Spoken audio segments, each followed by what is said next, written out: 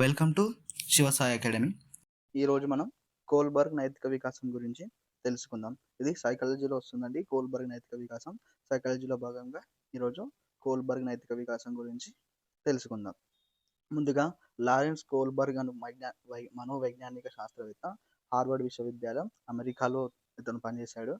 ఇతను 100 మంది పిల్లలను 100 మంది వివిధ సంస్కృతులు గల పిల్లలను వారి సంవత్సరాలు 10-16 సంవత్సరాల వయస్సు గల 100 మంది వివిధ సంస్కృతులు గల పిల్లలకు సందిగ్ధకరమైన పరిస్థితులను కల్పించి వారి ప్రతిస్పందన ఆధారంగా 3 స్థాయిలు మరియు 6 దశలను తెలిపాడు. దీంట్లో నైతిక వికాసంలో 3 స్థాయిలను 6 దశలను తెలిపింది ఎవరు అంటే లారెన్స్ కోల్బర్గ్. ఈ లారెన్స్ కోల్బర్గ్ యొక్క గ్రంథాలు the philosophy of moral development, measurement of moral development. ఈ రెండు the philosophy of moral development, measurement of moral development అన్నవి లారెన్స్ కోల్బర్గ్ యొక్క గ్రంథాలు. తర్వాత నైతిక వికాసం పిల్లల్లో చాలా మందకొడిగా జరుగుతుంది. పిల్లల్లో ప్రజ్ఞా వికాసం కూడా పరిమితంగా ఉంటుంది అని లారెన్స్ కోల్బర్గ్ చెప్పాడు. ఈ మోరల్ అనేది ఈ ఆంగ్ల పదము మోరల్ అనే ఆంగ్ల పదము మోరెస్ అనే లాటిన్ పదం నుండి ఆవిర్భవించింది. దీనికి లాటిన్ భాషలో ఆచార వ్యవహారాలు ఏమంటారు? ఈ మోరెస్ అనే లాటిన్ పదం యొక్క అర్థం ఆచార వ్యవహారాలు లేదా జానపద విధానాలు అని అర్థం. ఈ మోరల్ అనేది ఆంగ్ల పదము, మోరెస్ అనే లాటిన్ పదం నుంచి వచ్చింది. ఈ లాటిన్ పదానికి లాటిన్ భాషలో ఆచార వ్యవహారాలు లేదా జానపద విధానాలు అని అర్థం. తర్వాత చిన్నపిల్లల్లో అంతరాత్మ ఉండదని, వారికి నైతిక విలువలు తెలియవు, కానీ తర్వాత వాటిని ఇతరుల నుంచి నేర్చుకుంటారని చెప్పాడు. అంటే చిన్నపిల్లల్లో అంతరాత్మ అనేది ఉండదు, వారికి నైతిక విలువలు తెలియవు, కానీ వాటిని వారు ఇతరుల నుంచి తెలుసుకుంటారు, ఇతరుల నుంచి నేర్చుకుంటారు అని చెప్పి కోల్బర్గ్ చెప్పడం జరిగింది. వ్యక్తి ఆలోచన మరియు వివేచన లాంటి సంజ్ఞానాత్మక క్రియలు అతని నైతిక వికాసంలో ప్రముఖ పాత్రను పోషిస్తాయని కోల్బర్గ్ యొక్క భావన. ఏంటి?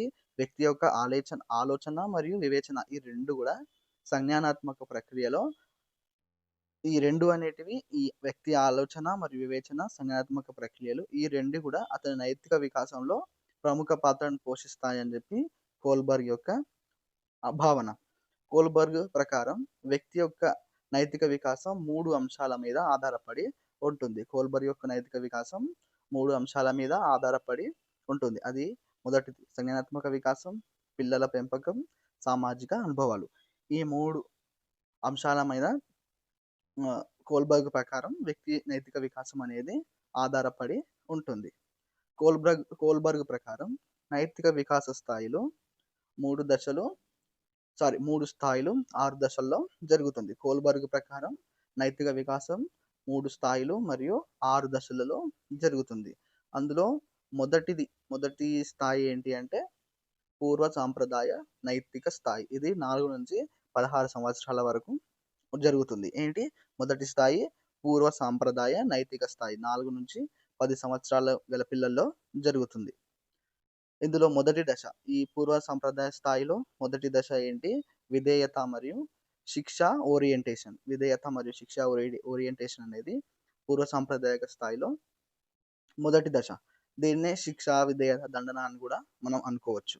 ఈ దశలో ఏం జరుగుతుంది అంటే ఈ దశలో పిల్లలు ముఖ్యంగా తల్లిదండ్రుల నుంచి, ఉపాధ్యాయుల నుంచి శిక్ష మరియు నిందల నుంచి తప్పించుకోవడం కోసం మాత్రమే పెద్దలను గౌరవించినట్టు విధేయత చూపిస్తారు తప్ప వారికి ఈ పనులు చేయాలని కాదు. ఈ యొక్క విధేయత మరియు శిక్ష ఓరియంటేషన్లో ఉపాధ్యాయులు మరియు తల్లిదండ్రుల నుంచి శిక్షలు, నిందలను తప్పించుకోవడానికి శిక్షలను, నిందలను తప్పించుకోవడానికి మాత్రమే వాళ్ళు పెద్దలను గౌరవించి విధేయతను చూపిస్తారు తప్ప వాళ్లకు ఈ పనులు చేయాలని కాదు. శిశువు నీతి అనేది దండన మరియు భయం కోసం అలవడుతుంది తప్ప ఇష్టంతో కాదని కోల్బర్గ్ చెప్పడం జరిగింది. శిశువు యొక్క నీతి దండన మరియు భయం వలన మాత్రమే అలవడుతుంది తప్ప వాళ్ళకి ఇష్టంతో కాదని కోల్బర్గ్ చెప్పాడు. ఈ దశలో వ్యక్తి యొక్క పని తప్ప ఒప్ప అనేది వచ్చే పర్యవసానాన్ని బట్టి ఆలోచిస్తాడు. ఏ దశలో ఈ యొక్క మొదటి దశ విధేయత శిక్ష ఓరియంటేషన్ దశలో ఒక పని తప్పా ఒప్పా అది రైటా రాంగా అని ముందు ఆలోచించడు. దాని తర్వాత వచ్చే పర్యవసనాన్ని, ఆ తర్వాత జరిగే విషయాలను బట్టి ఆలోచించడం అనేది జరుగుతుంది. ఎగ్జాంపుల్‌కి చూసుకుంటే తన తండ్రి కోప్పడతాడని వచ్చే సమయానికి హోంవర్క్ చేయడం, ప్రధానోపాధ్యాయునికి దండనకు భయపడి ప్రార్థన సమయానికి హాజరవ్వడం, పరీక్షలో కాపీ కడితే దొరికిపోతామని కాపీ కొట్టకపోవడం, తప్పు చేస్తే దేవుడు క్షమించడని చెప్పి హ్మ్, మంచి పనులు చేయడం, జ్వరం వచ్చినప్పుడు టానిక్ ఇస్తారని చెప్పి టానిక్ ఏసుకోకపోతే ఇంజెక్షన్ ఇప్పిస్తాననడంతో భయపడి టానిక్ తాగడం. ఇవన్నీ గూడా శిక్ష లేదా నిందలను బట్టి మాత్రమే ఈ దశలో వీటి నుంచి తప్పించుకోవడానికి విధేయత గల విధేయత గల విద్యార్థిలా, విధేయత గల పిల్లాడిలా ప్రవర్తించడం, నైతికంగా ప్రవర్తించడం అనేది ఈ యొక్క మొదటి దశలో జరుగుతుంది. తర్వాత రెండవ దశ. రెండవ దశ ఏంటి అంటే సహజ సంతోష, అనుసరణ, సాధనోపయోగ, ఓరియంటేషన్. ఇందులో బేరసారాలనేవి జరుగుతాయి. ఈ రెండవ దశలో బేరసారాలు జరుగుతాయి. ఈ దశలో శిశువు కేవలం బహుమానాలు పొందే ఉద్దేశంతో పనిచేస్తాడు తప్ప, ఏ మాత్రం గూడా నీతి అనేది ఉండదు. ఈ దశలో శిశువు ఓన్లీ బహుమానాల కోసం మాత్రమే పనిచేస్తాడు తప్ప, నీతి అనేది ఉండదు. ఉదాహరణ చూసుకుంటే, సాయంత్రం సినిమాకి వెళ్తానంటేనే హోంవర్క్ చేయడం, ప్రసాదం కోసమే గుడికి రావడం. ఈ దశలో పిల్లాడు పరస్పర ఇచ్చిపుచ్చుకునే భావన ఉంటుంది. కానీ అది నిజానికి సానుభూతి, ఉదారత, కరుణ వల్ల కాదు. ఎలా అంటే ఇప్పుడు సినిమాకి తీసుకుపోతా అంటేనే హోంవర్క్ చేయడం. లేదంటే గుడికొస్తే ప్రసాదం పెడతారని చెప్పి గుడికి రావడం తప్ప, ఇందులో సానుభూతి గాని, ఉదారత గాని, కరుణ గాని ఏదీ ఉండదు. అంటే ఇక్కడికొస్తే నాకదొస్తది అని ఇచ్చిపుచ్చుకోవడమే. నాకిదిస్తే నేను నీకిదిస్తా అని చెప్పి ఇచ్చిపుచ్చుకునే భావన మాత్రమే ఈ రెండవ దశలో సహజ సంతోష, అనుసరణ, సాధనోపయోగ ఓరియంటేషన్‌లో ఉంటుంది తప్ప, ఇది సానుభూతి వలనో, ఉదారత వలనో, కరుణ వలనో రాదు అని చెప్పాడు. దీనికి కారణం, ఇలా చేయడానికి గల కారణం స్వయం తృప్తి. స్వయం తృప్తి వలన ఈ పైన చెప్పినయన్నీ గూడా చేస్తాడు. ఒక విధంగా జెప్పాలంటే ఇది బేరసారాలాడడమే. అది బేరసారాలు ఆడినట్టే గదా! ఎందుకంటే నా కాడికొస్తే ఇదిస్తా, నాకిదిస్తే నేనిదిస్తా, గుడికొస్తే ప్రసాదం వస్తది, సినిమాకి పోతే హోంవర్క్ జేస్తా, ఇలా చెప్పడం అన్నీ గూడా బేరసారాలాడడం వంటివే అని చెప్పవచ్చు. తర్వాత రెండవ ఎగ్జాంపుల్ జూసుకుంటే, నీవు కారు బొమ్మ నాకు ఇస్తే నేను ఆడుకోవడానికి నీకు వీడియో గేమ్ ఇస్తా. అంటే బేరసారాలే గదా! నా దగ్గర ఇదుంది, నీ దగ్గర అదుంది. మనిద్దరం ఎక్స్‌చేంజ్ జేసుకుందాం. ఇలా బే ఇవన్నీ గూడా బేరసారాలాడడం కిందకే వచ్చేస్తది. తర్వాత మూడో ఎగ్జాంపుల్, చిన్న పిల్లవాడిని పాలు తాగమంటే సెల్ ఫోన్‌లో వీడియో చూసుకుంటా తాగుతానని అన్నాం. ఇప్పుడు ఆడికి కావాల్సింది పిల్లవాడు పాలు తాగాలి. ఎలా తాగుతాడంటే సెల్ ఫోన్‌లో వీడియో పెడితే చూసుకుంటూ తాగుతానంటే మనం కూడా ఇచ్చేస్తాం కాబట్టి ఇలా ఈ రెండవ దశలో సహజ స్వ అల స్వ స్వయం తృప్తి పొందడానికి ఇలా నాకిదిస్తే నేనిది చేస్తాను అని అంటారని కోల్బర్గ్ చెప్పాడు. ఇవి మొదటి స్థాయిలో 2 దశలుంటాయి. ఒకటి విధేయత శిక్ష ఓరియంటేషన్. రెండవ దశనేమో సహజ సంతోష, అనుసరణ, సాధనోపయోగ ఓరియంటేషన్. ఇందులో బేరసారాలనేవి జరుగుతాయి. తర్వాత రెండవ స్థాయి ఏంటి అంటే సాంప్రదాయక నైతిక స్థాయి. ఇది 11-13 సంవత్సరాల మధ్య జరుగుతుంది. ఈ యొక్క సాంప్రదాయ నైతిక స్థాయి 11-13 సంవత్సరాల వరకు జరుగుతుంది. ఇందులో 2 దశలుంటాయి మళ్ళీ. మొదట పూర్వ సాంప్రదాయక స్థాయిలో 2 దశలు, ఈ సాంప్రదాయ స్థాయిలో గూడా 2 దశలనేవి ఉంటాయి. ఇందులో మూడవ దశ అంటే ఈ దశలో మొదటి దశ. బట్ టోటల్‌గా చూస్తేనేమో మూడవ దశ. ఈ మూడవ దశ ఏంటి అంటే మంచి బాలుడి నీతి. అంటే మంచిగా పేరు తెచ్చుకొని ఉండాలని జెప్పి. మంచి బాలుడి నీతి దశగా ఈ మూడవ దశను చెప్పవచ్చు. ఈ మూడో దశ ఎలా ఉంటదో తెలుసుకుందాం. ఇతరులు తమ నుండి ఏ ప్రవర్తన అయితే ఆశిస్తున్నారో అదే ప్రవర్తనను ప్రదర్శిస్తాడు.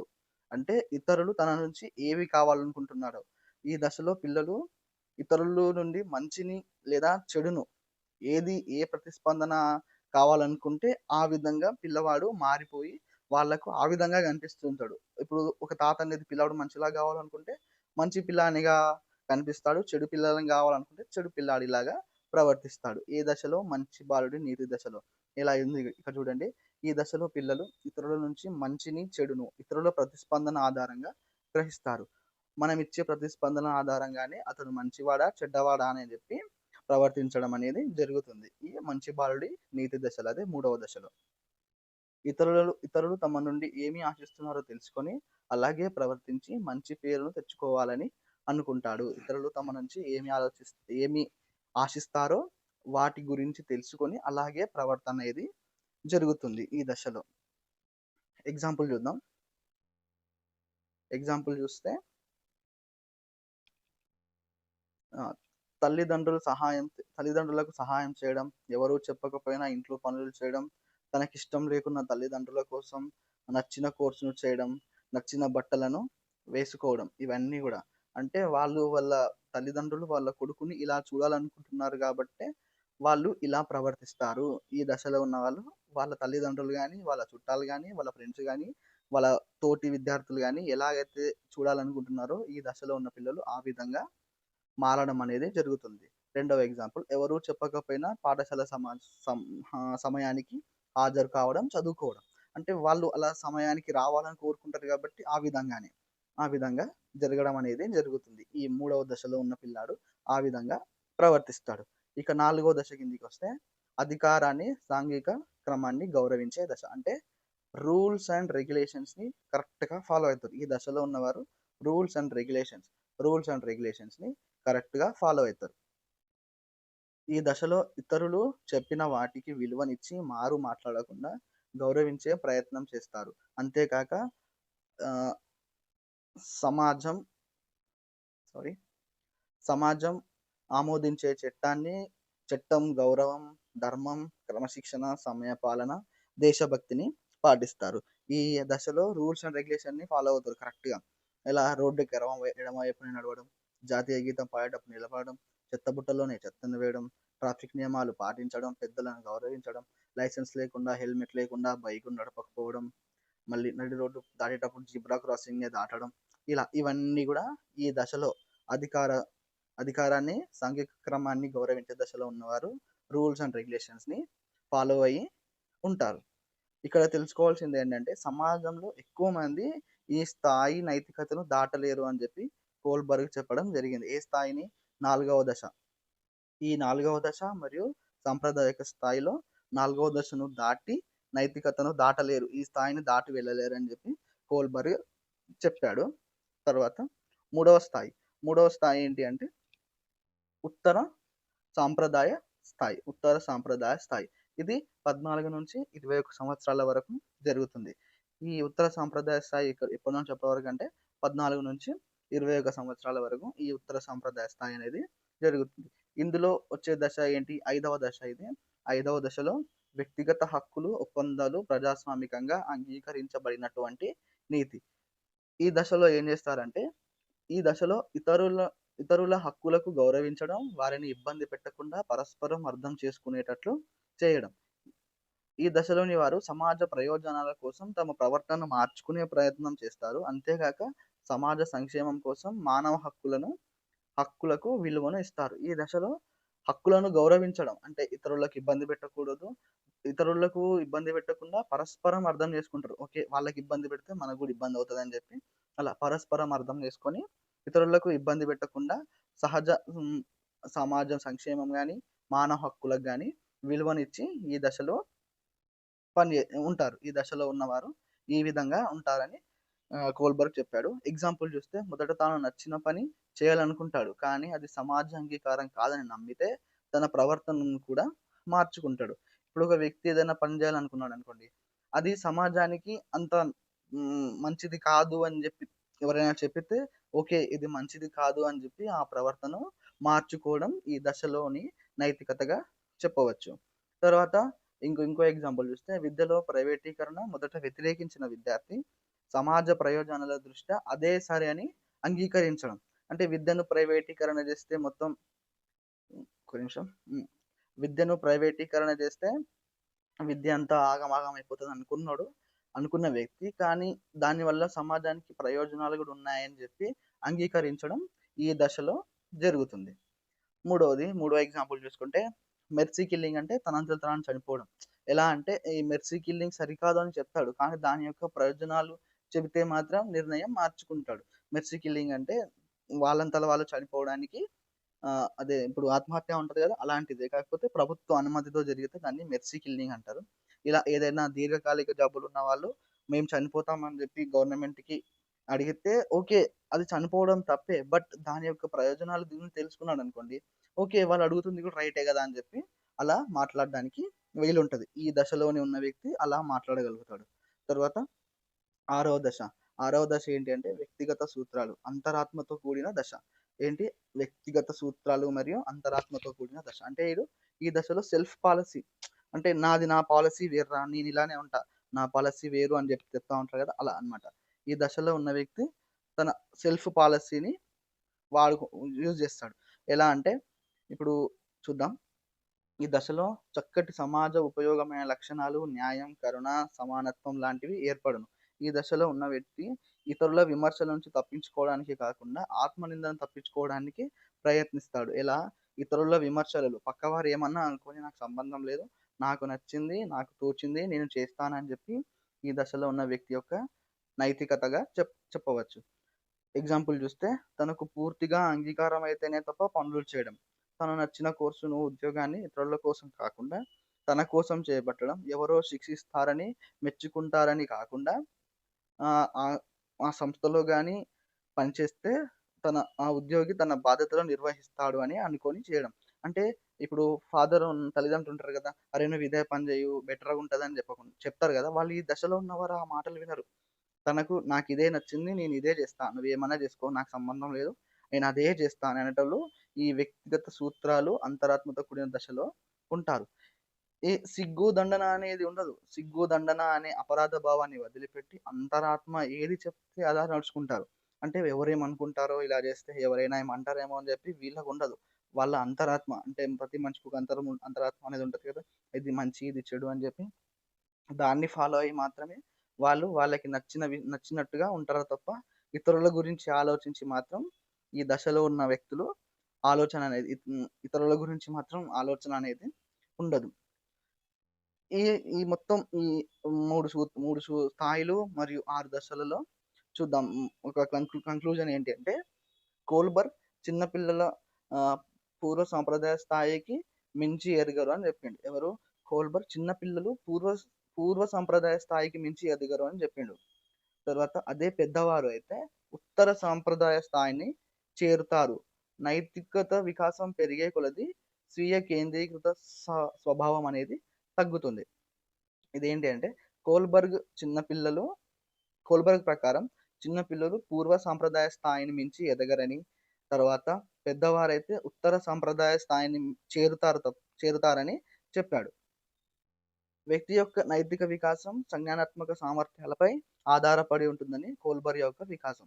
వ్యక్తి యొక్క నైతిక వికాసం అనేది సంజ్ఞానాత్మక సామర్థ్యాలపై ఆధారపడుతుందని కోల్బర్గ్ యొక్క వికాసం. ఈ కోల్బర్గ్ పరిశోధనను వ్యతిరేకించిన వ్యక్తి ఎవరంటే గిల్గిగాన్.